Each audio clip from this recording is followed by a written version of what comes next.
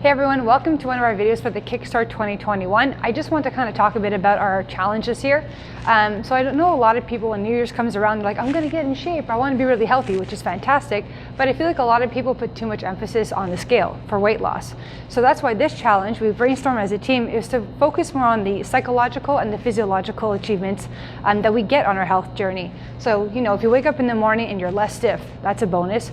If you have no energy crashes throughout the day, or you're sleeping better, all these little markers of achievement are really important, and I find a lot of people don't place enough emphasis on them. So that was the purpose of the Kickstart. It was to start focusing on those achievements versus weight loss. However, weight loss is part of this process. So today we're going to talk about our 5 tips to help with weight loss.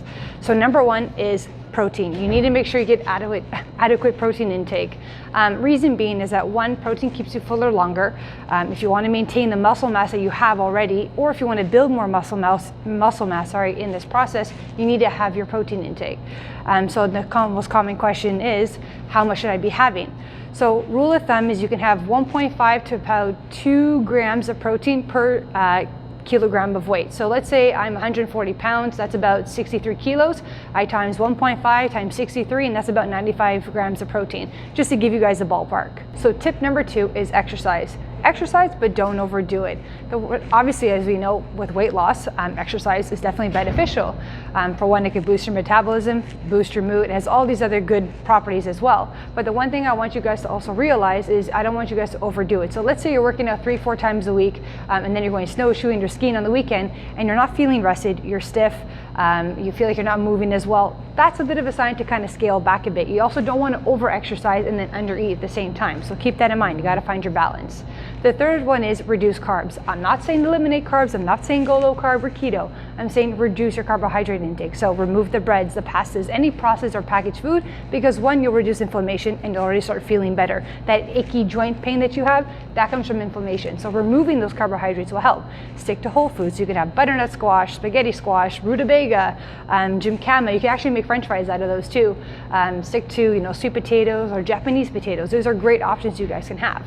Another one, and I'm going to dive into talking about fat because that's just as important. When you're on your weight loss journey, it's important to actually eat some fat. So if you've noticed, or maybe you guys have experienced this, when you've gone on or followed other diets, some of them go low carb or no carb, and then at the same time, people, without realizing it's not their fault, they'll go buy like low fat Jello or sugar-free Jello or low fat yogurt. So what happens is you go low carb and low fat, which isn't good because it's not sustainable. You'll probably be hungry. You're not getting nourishment, and at the end of the day, it's not sustainable long term. So when you do choose to go on whatever lifestyle diet you wish to go, make sure you have adequate carbs and adequate fat. They all have their health benefits. Fats are really important for your gut, your brain, your organs, your skin, everything you can think of. They're really important to have, and hormone health. And the last one I want to talk about is non-starchy veggies. Fill up your plate with veggies. There are so many vegetables on the market. And what I like to do is I actually do one new vegetable of the week. So my vegetable of the week is a watermelon radish. I'm going to add that to my salad. So every week you can try something new. You can boil, bake it, put seasonings on it, and just really get creative and make sure you get enough non-starchy vegetables on your plate.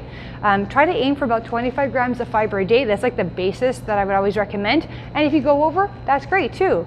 So don't forget our 5 tips. If you guys have any questions, please ask us. We're more than willing to help. And I hope you guys are enjoying the Kickstart 2021. Thanks.